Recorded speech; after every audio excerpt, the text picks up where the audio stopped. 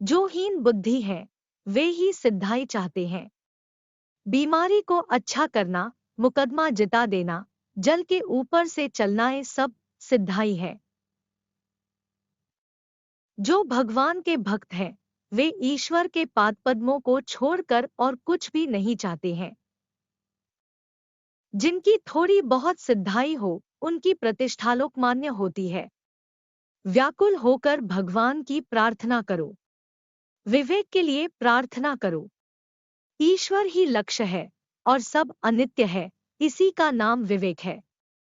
जल छादन, जल छानने के महीन कपड़े से जल छान लेना होता है। मैला कूड़ा करकट एक तरफ रहता है और अच्छा जल दूसरे तरफ पड़ता है। तुम उनको, ईश्वर को जानकर संसार को छोड़ो, इसी का नाम विद्या का संसार है। नाना मत है, मत का पंथ अर्थात जितने मत है उतने ही पंथ है। किंतु सभी मानते हैं कि मेरा मत ही ठीक है, मेरी ही घड़ी ठीक चल रही है। सत्य कथा, सत्य बोलना कली की तपस्या है। कलयुग में अन्य तपस्या कठिन है। सत्य मार्ग पर रहने से भगवान पाया जाता है। अवतार या अवतार के अंश को ईवर कोटि कहते हैं और साधारण लोगों का जीवन या जीव कोटि। जो जीव कोटि के हैं वे साधनाएं कर ईश्वर का लाभ कर सकते हैं।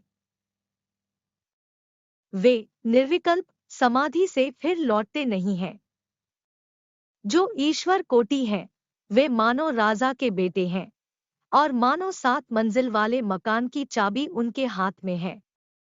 वे 7 मंजिलों तक चढ़ जाते हैं, फिर इच्छानुसार उतर भी आ सकते हैं।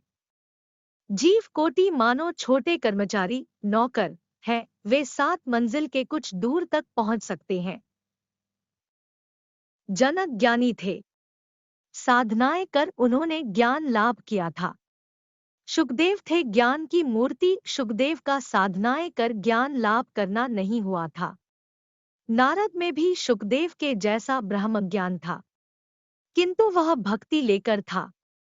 लोक शिक्षा के लिए प्रहलाद कभी सोहम भाव में रहते, फिर कभी दास भाव में और कभी संतान भाव में रहते थे। हनुमान की भी वैसी अवस्था थी। भगवान को लाभ करना हो तो संसार से तीव्र वैराग्य चाहिए। जो कुछ ईश्वर के मार्ग के विरोधी मालूम हो उसे तत्क्षण त्यागना चाहिए। पीछे होगा यह सोचकर छोड़ रखना ठीक नहीं है।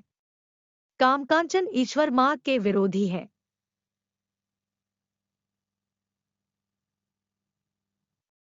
उनसे मन हटा लेना चाहिए। दीर्घसूत्री होने से परमार्थ का लाभ नहीं होगा। कोई एक अंगोछा लेकर स्नान करने को जा रहा था।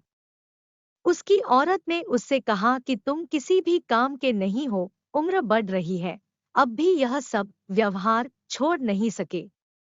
मुझको छोड़कर तुम एक दिन भी नहीं रह सकते। किंतु देखो वह रामदेव कैसा त्यागी है। पति ने कहा क्यों, उसने क्या किया? औरत ने कहा उसकी 16 औरतें हैं, वह एक एक करके उनको त्याग रहा है। तुम कभी त्याग कर नहीं सकोगे। जो त्याग करता है वह क्या थोड़ा थोड़ा करके त्याग करता है? औरत से मुस्कुराकर कहा, बिली तू नहीं समझती है, त्याग करना उसका काम नहीं है। अर्थात उसके कहने से त्याग नहीं होगा, मैं ही त्याग कर सकूंगा। यह देख मैं चल देता हूँ, इसी का नाम तीव्र वैराग्य है। उस आदमी को जो वैराग्य आ गया त्यों ही उसने त्याग किया। अंगोछा कंधे में ही रहा कि वह चल दिया। वह संसार का कुछ ठीक ठाक नहीं कर पाया। घर की ओर एक बार पीछे लौट कर देखा भी नहीं। जो त्याग करेगा उसको मनोबल चाहिए। लुटेरों का भाव। लूटने से पहले जैसे डाकू लोग कहते हैं, ऐ मारो, लूटो, काटो, अर्थात पीछे क्या होगा इसका ख्याल न कर खूब मनोबल के साथ आगे बढ़ना चाहिए। तुम और क्या करोगे? उनके ईश्वर के प्रति भक्ति और प्रेम लाभ कर दिन बिताना है। श्री कृष्ण के आदर्शन से यशोदा पगली जैसी बनकर श्रीमती राधा के पास गई। श्रीमती ने उनका शोक देखकर आद्या शक्ति के रूप से उनको दर्शन दिया और उनसे कहा, माँ वर फिर क्या लूं? तो इतना ही कहा कि मैं तन मन वचन से कृष्ण की ही सेवा कर सकूं, इन्हीं आंखों से उनके भक्तों का दर्शन हो, जहां जहां उनकी लीलाएं हो, इन पैरों से वहीं जा सकूं, इन हाथों से उनके ही प्रेमी भक्तों की सेवा करूं। सब इंद्रियां उन्हीं के दर्शन श्रवणादि में लगे। इधर का ईश्वरीय आनंद मिलने से उसको वैश्विक आनंद अच्छा लगता है। ईश्वरी आनंद लाभ करने से संसार नमक का शाक जैसा निहरस भान होता है। शाल मिलने से फिर वनात अच्छा नहीं लगता है। जो संसार के धर्म संसार में रहकर ही धर्मावरण करना ठीक है, यह कहते हैं, वे यदि एक बार भगवान का आनंद पावे तो उनको फिर और कुछ अच्छा नहीं लगता। कर्म के लिए आसक्ति कम होती जाती है।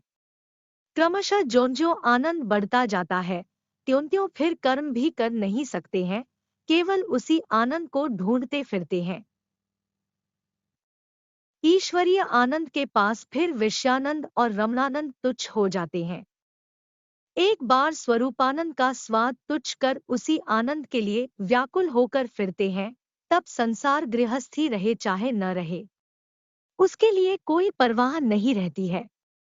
संसारी लोग कहते हैं कि दोनों तरफ रहेंगे। दो आने का शराब पीने से मनुष्य दोनों ओर ठीक रहना चाहते हैं, किंतु अधिक शराब पीने से क्या फिर दोनों तरफ नजर रखी जा सकती है?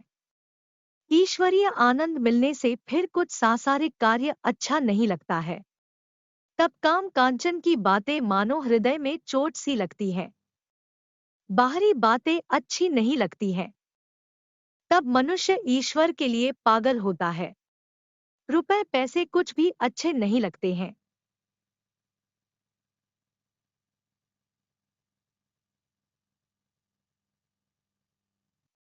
ईश्वर लाभ के बाद कोई संसार है तो वह होता है विद्या का संसार।